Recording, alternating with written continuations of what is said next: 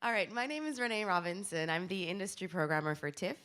And today is all about co-production. The whole day is going to be looking at collaborating, whether it is with different territories or, just going across the gamut of working on different types of projects with different scopes.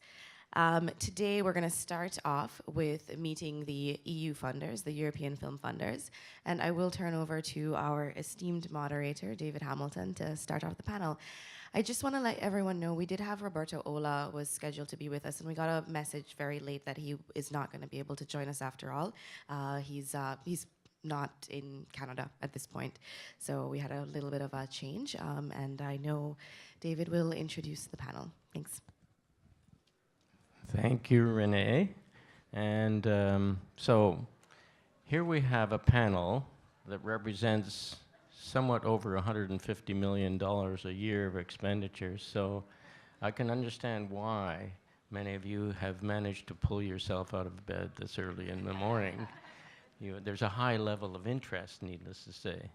We have Isabel Davis, who's with the BFI Film Fund, just to my right here, and Cornelia Hammelman, who is with the German Film Fund, and James Hickey with the Irish Film Fund. Now, James came in. Thank you, James, for rescuing us, because Roberto Ola from Eurimage wasn't able to make it. He was on his way, in fact. He was in Amsterdam at the airport and suddenly fell ill and felt he had to fly back to Strasbourg. So James is filling in.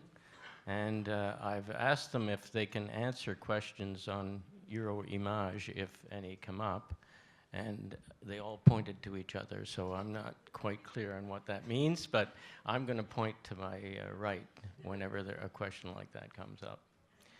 So today, what I'm hoping we can do, in addition to getting a basic understanding of how each of these funding agencies work, is to try to dig into a more nuanced level of understanding, so that you might be able to avoid a lot of time and effort seeking out funding for whatever your passion is, by understanding what kinds of things they're looking for in a proposal, and what kinds of things, if they find in a proposal, would make it, although not officially ineligible, highly unlikely to get funded. Because I know how much time and effort it takes. And I know the pain of waiting for acceptance and rejection. So I always feel it's better to get rejected earlier rather than later. So if you can find out what it is that you have within your package, which may or may not find a sympathetic ear early on, then you can either address that or decide that the particular agency you're seeking help from is not appropriate for that film. Now, in order to get a sense of how we might steer the discussion today, I wanted to find out how many in the audience here are from countries represented by our panel. Could you put a show of hands? Well, that gives me a pretty clear indication that all of the rest of you are interested in co-production with the countries that they represent. So we're going to steer the conversation a little more in that direction. And what I'd like to do at the outset is ask each of our panelists to just give a brief overview on how their organization works. And if they could, in that overview, provide you with even 3 elements that they feel are essential in terms of a proposal to them, whether those things are officially noted or not, it would be helpful, I think, to the panelists. So could I ask you to start as well? Good morning. Thank you for having me. Actually, the one thing is that I kind of represent two types of money, the UK tax credit and the film fund. So I don't know whether you want a bit of both. Yeah? Okay. Well, the first and most straightforward and most automatic and predictable is the UK film tax credit, which is the UK's, effectively it's a production rebate for films that are British qualifying. So I don't know where you're from, but clearly we have the ability to co-produce officially with now 10 countries, in addition to those that are signatories to the European Convention. So, of course, tell me if this doesn't cover you, but Australia, Canada, France, India, Israel, occupied Palestinian territories, Morocco, New Zealand. Is that everyone? Anyone else kind of? South Africa, absolutely. Thank you very much for that. I think that's pretty much all of our bilaterals. And so any film that is qualifying either under a treaty or perhaps also unofficially through our cultural test, which is the way, in fact, we've just made a film with Nigeria, which is premiering this afternoon, called Half of a Yellow Sun. So first of all, you need to be a British qualifying film, and you need to be spending money on the soil of the UK, and you need to be intended for theatrical release. Having said that, we do now also have a TV tax credit, so there might be another means by which you can get some money from the UK. But let's staying with film, you need to be spending 25% of your production budget on the soil of the UK, and then of your qualifying spend, if the film is budgeted under £20 million a year, you get 25p back in every pound that you spend in the UK. The qualifying spend criteria is a little bit special. It works very well if you're coming into the UK in the sense that we are completely blind to nationality. So we don't mind if the people working in the UK, be they the above-the-line talent, the technicians, indeed if you have any goods and services coming into the UK, as long as they're used or consumed on our soil and they're contracted and paid by the UK company making the film, they count towards our tax credit. So in that regard, it can net very, very high, and it's a very transparent, predictable rebate that comes back very quickly and is cash flowed by any number of entities. So that's typically an absolute building block of any film that is made significantly with the UK. As I say, it can be tricky in a co-production where you're coming to the UK just to do something like post-production, or if you are looking to use UK talent somewhere other than the UK, because they will not count towards our rebate. So that's the downside. But, you know, if you want to come and work with us and you've got a reason to have the UK on screen, you're in a pretty good place to get that rebate one way or the other. Does that cover the tax rebate for now? And then I can move on to the film fund. I'm just wondering, when you say that the people that you bring in count, yes. Do they have to be paying tax in the UK? No, it's not really about that. It's about who is contracting them and paying them. So as long as the costs have been incurred by the UK co-producer, that's it. The rebate is administered by our tax authorities, but it's through the corporation tax return of the company. So their individual tax situation isn't being interrogated for this exercise. Yep. Okay. Thank you. My pleasure. Shall I stay with the film fund, or maybe we should do the automatic side and then come back? What do you think? Shall we? No, I think. Yeah, I'll stay with the UK. Yeah. Okay, great. So anyhow, one of the things that I do for the BFI is to help people understand the structure of how they can work with us, and then I'll hand over to our brilliant certification team, who are incredibly friendly and will, you know, you can pick up the phone to them, you can drop them a line, and they'll be really happy to give you advice on whether or not your film is likely to qualify for that system. But I'm also within the film fund team, which means that I'm part of the editorial side of the organisation, and therefore can give advice on coming to us for effectively equity funding through our film fund. We have about £20 million a year as the national funding agency for the UK, which is, you know, modest given the size of our industry, which means that it's very competitive. We have about 12 films that have been supported by the BFI at the production stage here in Toronto, but actually there are something like 25 British films overall. So even at that level of films that are having their premieres here in Toronto, we're not necessarily involved. We just can't be in everything that we would like to be. So just do bear that in mind when you come to us, that what we're looking to prioritize overall is creative excellence. We are interested in supporting the best talent that can come to us. As far as UK talent is concerned, we've got a very strong remit remit to support first, second, third-time filmmakers. That's writers, directors, producers. And we're looking even at that level at a really good, strong body of work in shorts or other media before we can really come on board to support those talents. And then at the other end of the scale, we're working with Stephen Frears, Ken Loach, Terence Davis, the big luminary directors from the UK.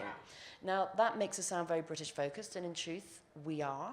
But since April this year, we have been able to acknowledge our very strong bias towards British talent, and that's not quite the way we want to be doing things in the future, by setting aside £1 million a year for minority co-production, which can really be geared towards helping world-class talent from another country to work with the UK.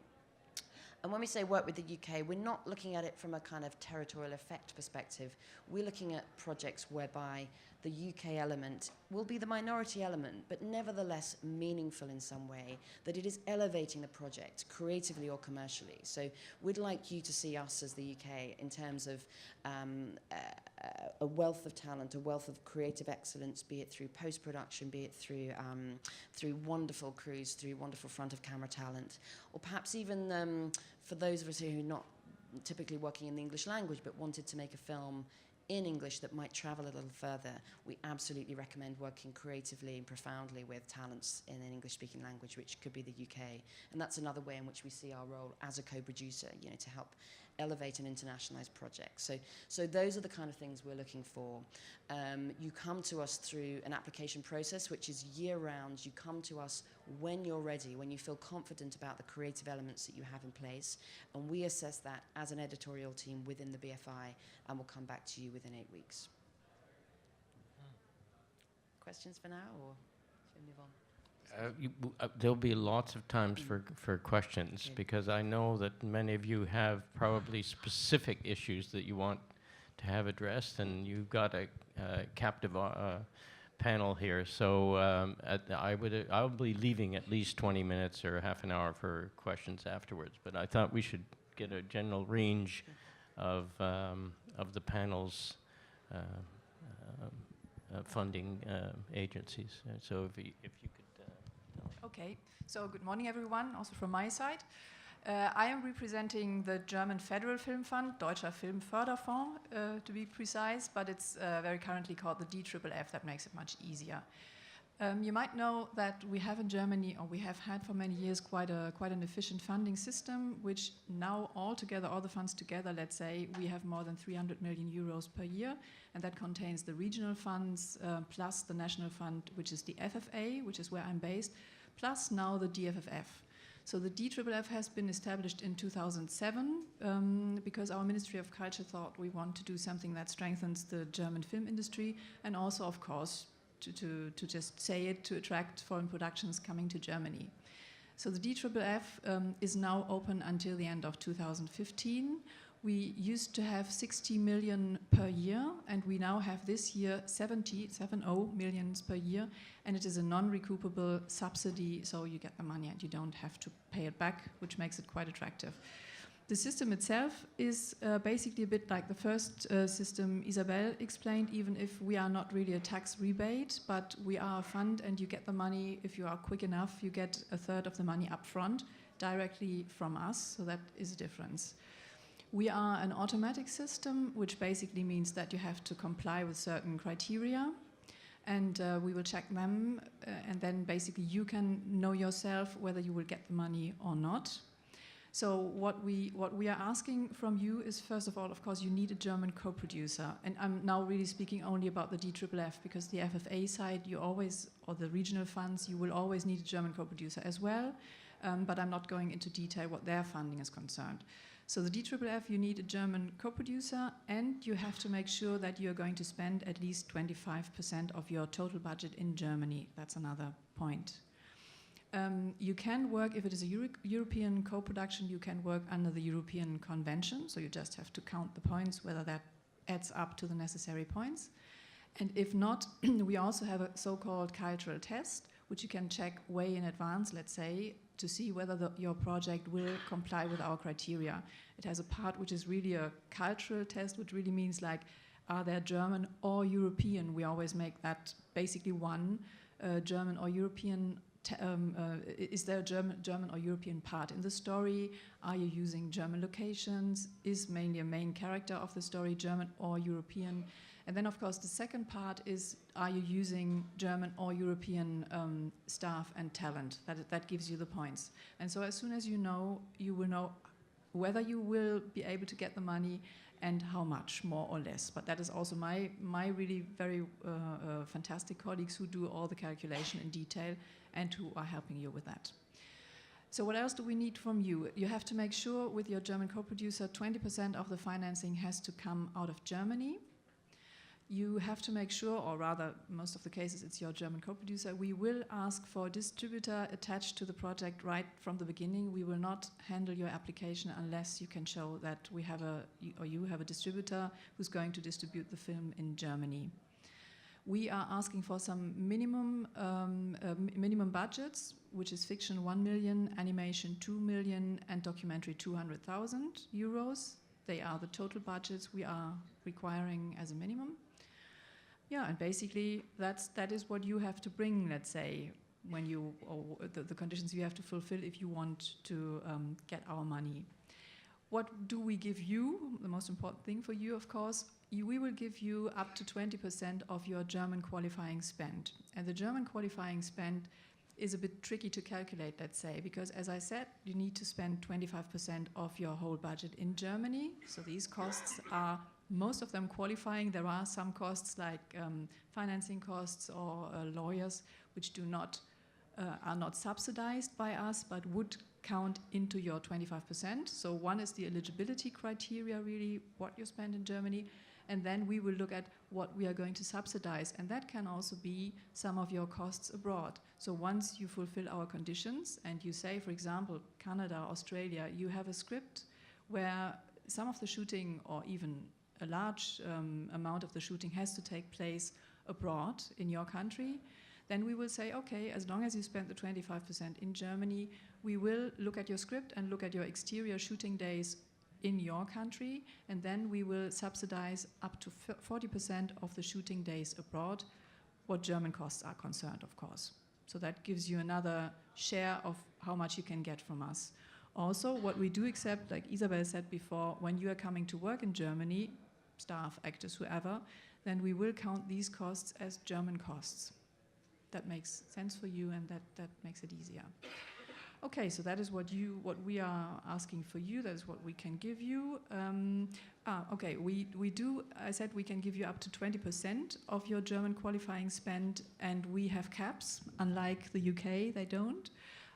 Our cap is 4 million euros per project, so quite a lot of money. So that is how much you can automatically get as a maximum. And if you are bringing a project to Germany, which brings a lot of work and spend in Germany, at least 35% of your total budget, or if you bring 2/3 of the points in the cultural test to Germany, then we will give you up to 10 million euros per project. That needs a council or a board decision, let's say. We have an advisory board for the DFFF. And so if you are asking for more than 4 million, then you will have to justify that. It will go through our board. Normally, we do not have a selection committee because we don't need it. It's an automatic system. And so, but in that case, yes. I'm sure I forgot something. Just trying to think about films which we are screening here in Toronto. I know that there's going to be Rush tonight, I think, that has been funded.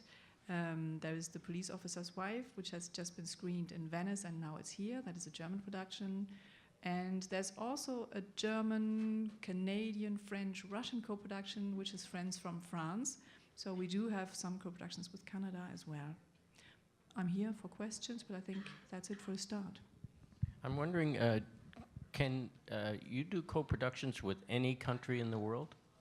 Or well, yes, we can. I mean, we do have bilateral treaties as well, like with South Africa, with Brazil. I think we do have Canada. Yes, but there's really a difference between the FFA, for example, or the regional funds, I think, and us, because for the DFFF, it is basically if you it can be a German minority co-production. As I said, it has to be minimum 20% from Germany. But if it is, let's say, a US production or it is a Canadian production, that is okay for us. I mean, then in that case, of course, you cannot work under the European Convention, but we will go through the points test. And as long as you get enough points, that is possible. And maybe just to add something on that, because that was your initial question or your opening words, come to me if you have a project where you are not sure whether you will get the points or not. Because what we sometimes do is, I mean, as I said, you need a German co-producer, so he or she can do that. But you can also come to me and say, look, this is my script, this is what we are going to do. And then we can already check whether it could fulfill our point scheme or not. So we are a bit different where that is concerned. So there's a preliminary screening that you could do and avoid having to make all the applications just by asking the appropriate questions early in the process. Yes, I think it makes sense, because then, of course, you have to make sure that you really fulfill the points, because you cannot tell me, oh, yes, and we are going to bring a European composer and director of photography, and then they don't come. But you can calculate that on your own. But we have basically the first block of this test, which is really called the cultural test, that is to be, I don't want to say negotiated, but it can be explained. Let's say there are points which we are asking for. Is it a literary adaptation? Does it have philosophically important topics, religious topics or whatever? And there we can always see, do you get the points or not? And if you can explain what you are going to do and that you do fulfill the criteria, we very often find a way there. So there is, in fact, a qualitative assessment that can be made in terms of the point system itself. Because sometimes these things may not be that clear. You know, is it an important topic? Is a very big question. You know, well, important to who? And so they can get an assessment from you as to whether it's important to you. Well, I wouldn't decide what is important sometimes, and so it needs to be a bit creative. But no, I mean, I think there are some points which just can be explained, or well, they have to be understood from both sides. And if you can really say, look, this is our script now, but we are also focusing on this or that topic. I mean, it's only one category. I think let's say the more important categories are that you employ people in Germany or in Europe, that you spend the money there. I think that's the more important criteria. And when you say it's a rather automatic system, does that mean in some sense there's no limit to how many films you can support? Thank you for asking that. We are supporting around, I mean, as we have 70 million euros this year, we are supporting so far between, let's say, 100 and 115 films per year. It is being done on a first-come, first-served basis. So, I mean, we are now in the second way in the second half of this year. So we have spent quite some money, but we still have some left. And so, I mean, it's when the money's gone, then we stop. Basically, that's it. So come early enough. We have now altered something in our guideline, which is normally you could only apply when you had 75% of your financing completed or confirmed. We have now changed that. We are asking you to come at the latest 6 weeks prior to shooting. And you can also apply with, let's say, 50%, 60%. Normally, you would have more when you come to us, but you could. And then only at the point when we confirm the subsidy, basically, then we will ask, or we will ask you to make sure that 75% are in place. That is how it works. Well, thank you very much. Yeah, and James? Yes, follow that in terms of 115 films a year. That's wonderful. Ireland, my name is James Hickey, and I'm the Chief Executive of the Irish Film Board. And the Irish Film Board has an annual budget of approximately €12 million a year. And we do have a dedicated fund for what we call creative co-productions, which is where the Irish co-producer would be in a minority in relation to the project in question. And currently we're spending about €1.5 to €2 million a year on that creative co-production fund. So just to say that from our point of view, the most important thing is that we are, as Isabel has said, we too are our ultimate objective is the supporting of Irish creative talent, but we are also very cognizant of our relatively modest scale within the world, and therefore we are very keen on supporting Irish creative talent, working with other creative talent from other countries in the world, and co-producing with those countries, because that's the best way in which our talent can grow and prosper, and where we're therefore helping everybody in terms of the way in which it works. In addition to Irish Film Board funding in Ireland, we also have a tax incentive, and which is obviously is very much works in a similar way to the way the UK one works, but which is currently at 28% of qualifying Irish spend, and we look as though we're going to increase that to 32% of qualifying Irish spend in the year 2016. So that there are significant opportunities, I would say, for co-production with Irish co-producers, working with incoming international co-producers. It's always a pleasure to be here in Toronto, and particularly to be here in Canada, because Canada is the great co-production country of the world in terms of the way it reaches out to other countries. We in Ireland are great admirers of what Canada does, and also hope and to try and follow that example of creative co-production reaching as far as possible throughout the world. We do have ourselves bilateral co-production treaties with Canada, obviously, with South Africa, with Australia, New Zealand, and as well as being members of the European Convention, which I'll just come back to in a second. I think it's also worth saying that when you come to Ireland, our co-producers are in a position to connect in with Eurimage, and I'm conscious today that I'm actually the sub for Roberto Ola, and I'm only sorry he's not here to give you the full benefit of his wisdom and knowledge in relation to Eurimage, because it is actually a wonderful co-production fund. It's worth annually, I think, and I'm roughly here, 25 million euro a year. What happens is that European countries contribute to that co-production fund, and then in turn that co-production fund provides co-production money on top of the subsidy that's available from individual member states of the European Convention. It's worth saying that the members of Eurimage are wider even than the European Union. For example, Russia joined Eurimage in the very recent past, and so Eurimage's remit is wider than just simply the EU countries themselves. In order to avail of Eurimage, you normally have to have a co-production between at least 2 countries within the Eurimage membership. It used to be 3, but mercifully they decided that 2 only was the best way to go. And so now, if you're a European co-production involving 2 European countries, you can apply to Eurimage for funding, and the awards are, say, round about €500,000, the kind of money you would expect to get from Eurimage in European projects. In terms of Eurimage's reach out to the international world, the main thing that Eurimage says is that you must have no more than 30% of the expenditure of the budget outside the Eurimage member states, or the Eurimage member states participating in the co-production.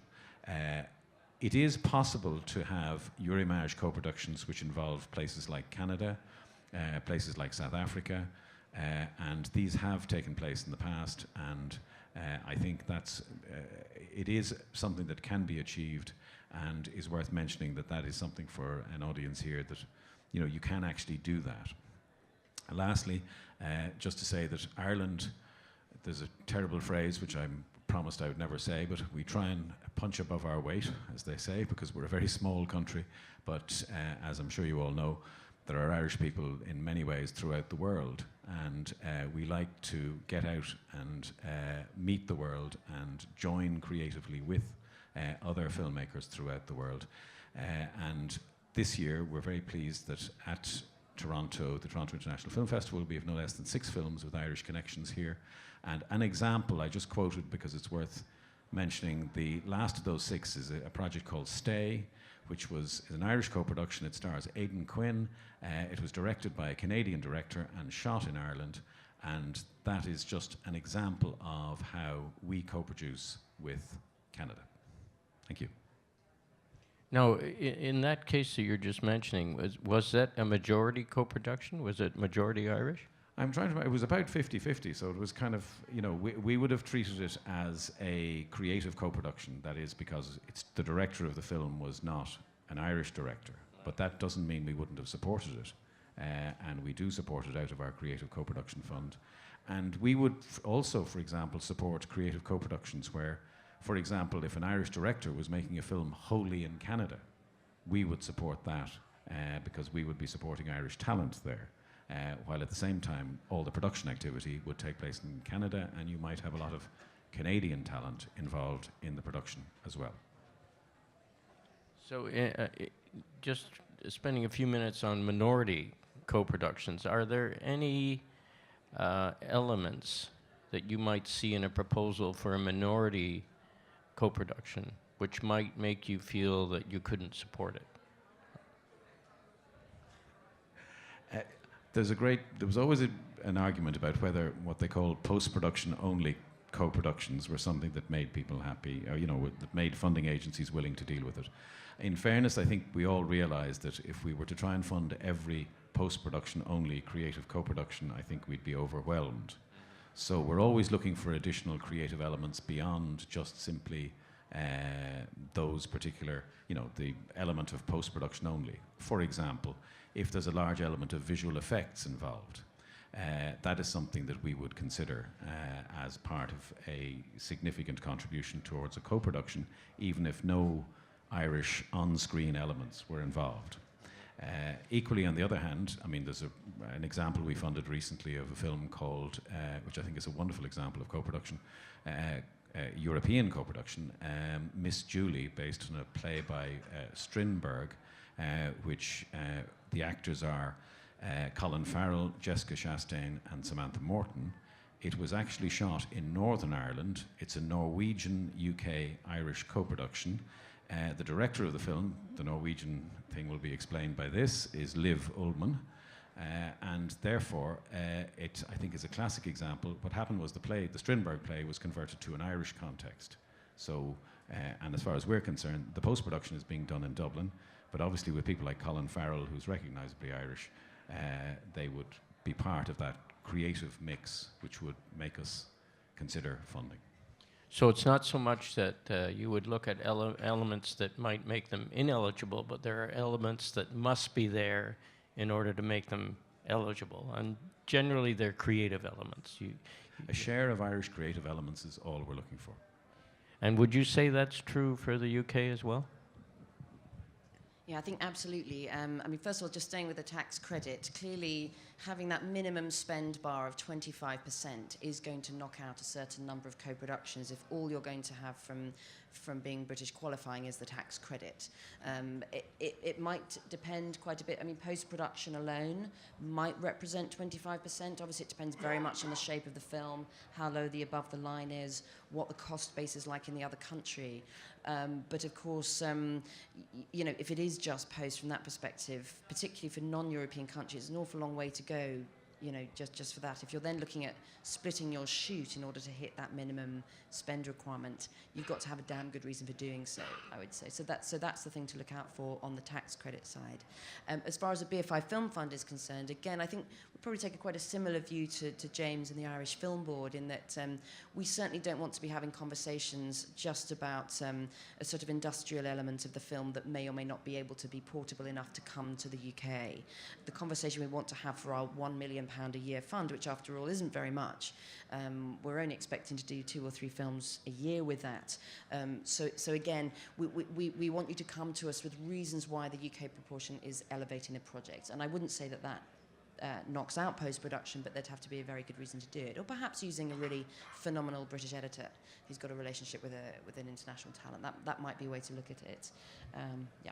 But the fact that you now have allocated £1 million really opens up opportunities for co-productions which weren't there before. Absolutely, very much so. Yeah, no, it's a really positive development. I think it's probably worth also saying that the UK isn't in Euromage. We're something of an exception in that regard because we're both an EU member state and a signatory to the European Convention, but we haven't contributed to Euromage for very, very many years now. So in a sense, we're in the same boat as Australia, Canada, South Africa, etc., in that we can only form up to 30% of a film that is expecting to get Euromage funding. So, yeah, that's also. And Cornelia, do you have I know it seems like the funding model you follow is more automated, so you don't have, you might say, a bias in terms of what you expect elements in a minority co-production to be? Well, just what Isabel said, it would of course be difficult to do to reach the 25% to be spent in Germany only by doing post-production. We do have some cases, let's say, we did have some projects, but also if you have to produce or if you have to apply the cultural test, that will also make you use some, let's say, German or European talent, because otherwise you will not get the points. It is always very difficult only doing the post-production to fulfill the points. Our other funding schemes, the FFA and the regional funds, they are similar to the BFI. There, of course, they would look at German directors, German talent. So that's the difference. Our system, as you rightly say, it is not so much considering that, and we don't have a way to say, oh, we prefer this or that. But you will have difficulties to get the point if you only do post. And VFX, of course, has become an important thing. We currently really have a co-production which is almost it is entirely shot not in Germany, but it's 3D, and so there will be a lot of 3D work afterwards in Germany, and it has, of course, got German and European staff, and actors, I don't know now, but some people working from Germany. Does that mean that the regional funds aren't really an appropriate source for minority co-productions? Because normally a minority co-production would suggest that likely the director and the writer are not German. Well, I would say they have to look more into that. I wouldn't say they do not support minority co-productions, because they also want, I mean, you have to bring a certain effect in the region, which means that if they give you 100%, they want you to spend there at least around 150%. So you have to bring money into the region. But I know of some regional funds that they also say, like what you just said, you can shoot. We have got a young producer, for example, who seems to be very good and up and coming. And so they might support him if he joins, let's say, an interesting project, which then brings the kind of prestige or interest back to the region. That is possible. I can say from the UK perspective that the German regional funds have been very supportive of British talent in a kind of minority co-production sense, and that they're looking for quality talent. So that's the other point about any selective funding, and it goes back to our minority stream, whereby with the tax credit, if you have British talent in your film but you were using them in your country, the tax credit wouldn't count.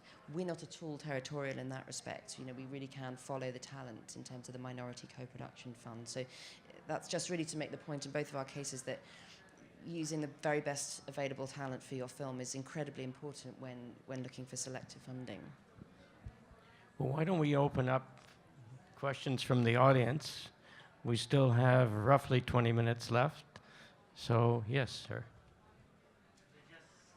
We have microphones here, so if you could come up to the front. Hello.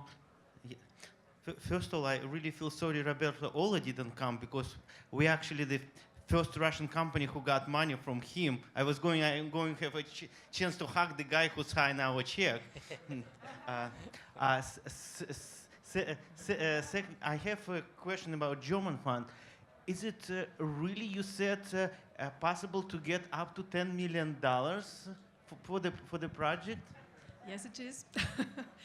But it still cannot be more than 20%, of course. And as I said, you have to spend at least 35% of your total budget. And you can imagine that that must be a very high budget in Germany. I mean, we had a film, I can mention that because that's very official. George Clooney was in Berlin this year, and he shot his Monuments Men in Germany, and he really shot almost the whole film in Germany. And you can imagine that was not a cheap production. And so they did not get 10 million, but they got more than 4. And speaking of this distributor, you said it should be German distributor, and we actually, on our experience, figured out that it's almost impossible to get a German distributor unless it's a really stars attached or movie already been in like A-level festivals. Well, yes, it is not easy, that's true, but there are different, I mean, we have a list of distributors who let's say, who have proven their, their experience, and so you can find them on our list, and you have to talk to them. Yes, you're right. I mean, a production or a project where the distributor doesn't see a German market, let's say, then they will of course not sign it. But I think that is one of the elements which shows a bit that it might be a commercial project if a distributor confirms quite early, and so that is what we're asking for, because we need the projects to go to cinema. And last thing, just remind me, how often a German producer can apply, and how quickly you saying yes or no to the project? That is that can be very different. I mean, we had purely German productions, which is the easiest thing to do, of course, because then we don't have to, calculate the German share and whatever, because it is German, and then we have only our cap of 80% of the maximum budget, because that's a European law that we cannot fund more than 80% of the total budget. Then I have seen applications which went through in 4 weeks. Really, from the date of application, 4 weeks later, the producer had his confirmation. Normally, I would say it needs a second round, because then then my colleagues will ask for additional documentation or whatever. So then it's from 8 weeks to several months, to be honest. But that depends very much on your application, whether you bring all the elements. But then, what did you say? There was another question in your question, distribution? Is it specific dates when you can apply one time per year? No, it's any time, and it's we have no deadlines, and it's on a first come first serve basis. That's why I said don't apply too late in the year, then the money might have been spent. Just one supplementary question on this gentleman's question about distribution. Is there any discussion taking place about removing that restriction and suggesting that if you have other forms of distribution other than theatrical, that would be acceptable? No, full stop. It is not at the moment. We do see, of course, that sometimes there is a problem also with the holdbacks and whatever, but no, I dare say at the moment that is one of the criteria which we really stick to. But people are watching films in different mediums now, and so I wasn't so much asking whether you are actually able to do that, but whether discussions are taking place around that issue. Well, we see the problem sometimes, I would say, that we have now even increased the minimum number of prints which we are asking for, which is you have to distribute 40 prints for bigger productions where you get a lot of money from us, and if you get less than 320,000 euros, you only have to come out with 20 prints. 45 was the first one, sorry, not 40.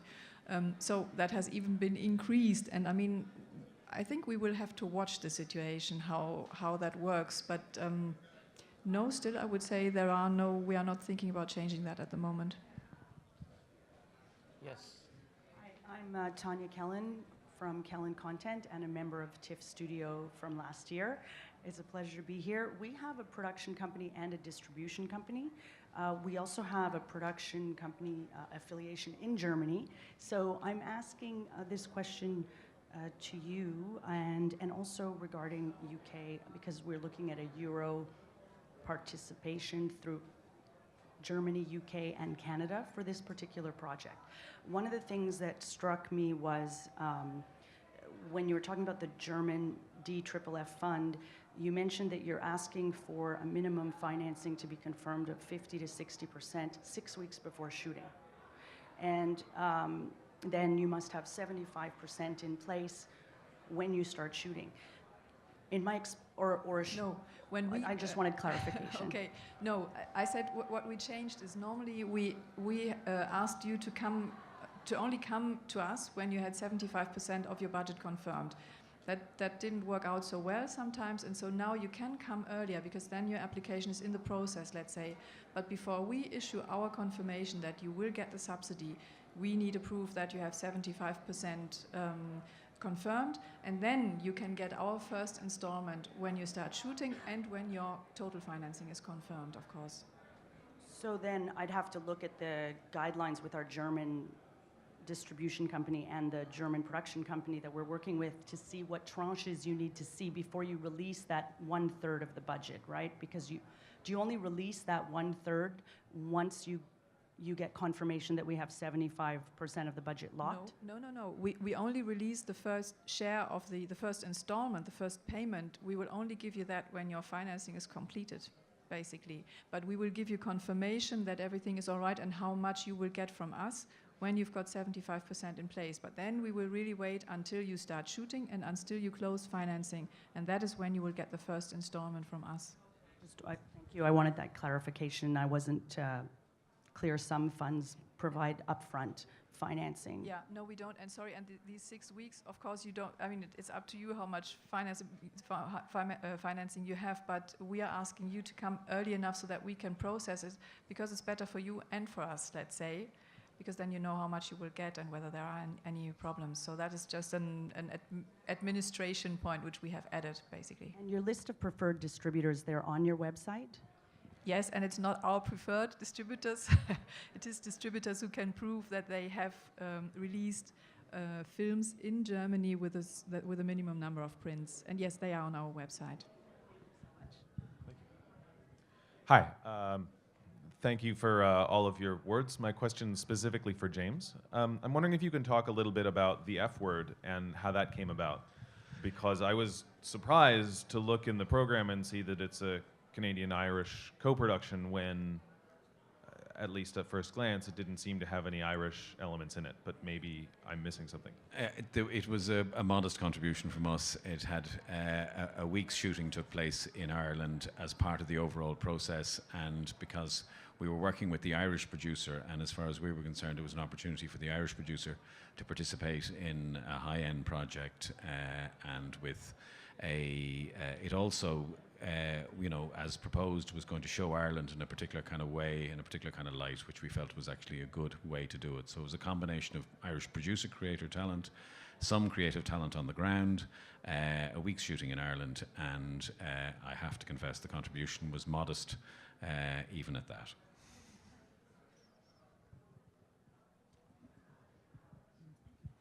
Any other questions? I can't. There's someone in the back here. Hi, I'm from Turkey. I want to ask you a question. For example, we had a film that we wanted to fund. It was a documentary about an Armenian journalist, Hrant Dink, who was killed in Turkey. But just because Turkey was still not an EU member, but who's trying to enter EU, we couldn't find any funding. Turkey doesn't want to fund because it's about minorities. They don't want to deal with it. EU is kind of like, the people I talked in EU was like a little bit, oh, we don't know what to do with this. So what is the best path to go for a non-EU member like Turkey in terms of funding through EU or with the help of EU? Thank you very much. Who wishes to take that? Well, my understanding is that Turkey is a signatory to the European Convention, but it's not obviously a member of the EU. So there are means by which you could structure yourself as a co-production and then look at what's available. I mean, clearly, there's a range of funding available in each country, some of which is opened up by gaining national status in that country through the European Convention. So it's really a case of looking about who's there to support documentaries. In the UK, we support a lot of British documentaries which necessarily travel. We don't do it through the Minority Co-Production Fund. So unless you were looking to come and spend money in the UK, we probably wouldn't help, other than through broadcasters and the other sources of funding. Sheffield Doc Fest is a fantastic place to come and hook up and meet people who are in the business of funding that kind of work. So that's my advice. Maybe also a word, because I know in Berlin and in Hamburg as well, the regional funds, they have set up specifically with Turkey a kind of, it's not a co-development fund, but it's a co-development initiative, let's say. So it would also be a way to find, of course, you always need a German co-producer if, just speaking from the German side, but if you had somebody who was interested in your project, I mean, then you could come together, develop it together, and then the German producer, of course, could go to the funding.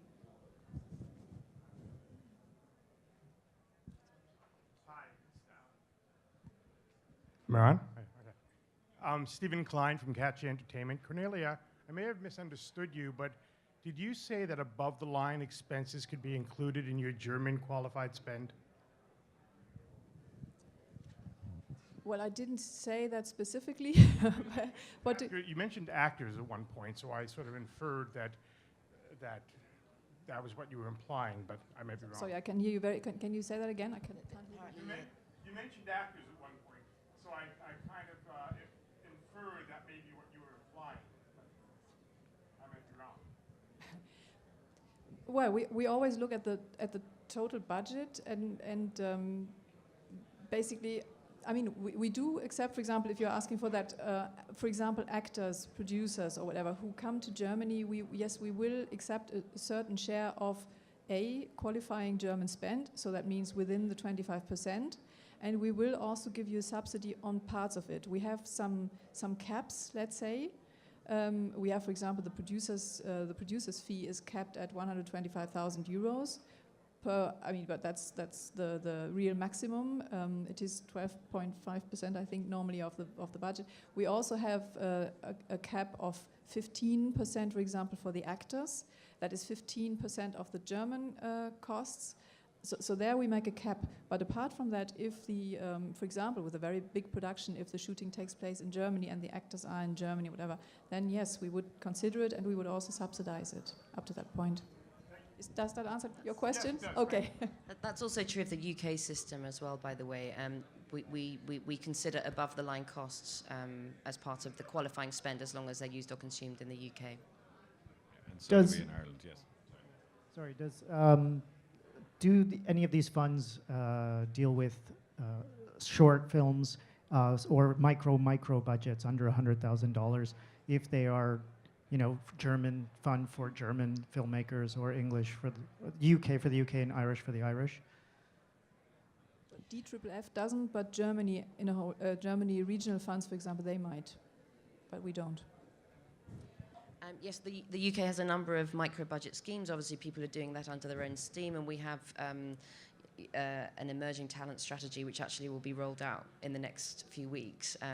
We do from time to time run short film schemes, and also the UK tax credit can be used for short films as long as they can show that they're intended for theatrical release, which in our case might be simply demonstrating that there's an aspiration for it to be shown at a festival. So as long as it makes sense to put the production through the accounting costs of claiming the rebate, it's something that can work. We do micro-budget projects as well. €100,000 is the maximum figure, and we also have short film schemes, so on which we spend about €500,000 a year. So there's a combination of those fundings available in Ireland as well. Yes, hi. For Germany, which is the best way to access producers to get them interested in a project for co-production? Is there any list website where there's a list of producers and hopefully they can get involved from the development stage? I know that there is a list on the website of German films. I mean, German films, they are just in the other room. They've got a stand there, so you might even go there and find out exactly where the link to the producers list. I think in general it is also, of course, going to the markets and meeting the people. We require, if a German producer applies for the fund with us, the DFFF, then we need a producer who has produced already a film which has been released theatrically in Germany. So that would be one point you would have to find out when you speak to a producer, unless we have a situation where if a producer comes to us and he has already got a regional fund attached, then we would accept that instead of the reference film, as we call it. But so that is something you have to find out. Find a producer who either has for a project some funding from the regional fund, but if you come with your project, make sure you find a producer who has already produced something which has been theatrically released within the last 5 years in Germany.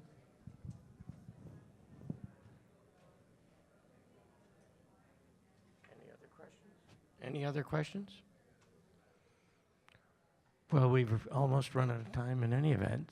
So thank you very much, panelists, Isabel, Cornelia, and James.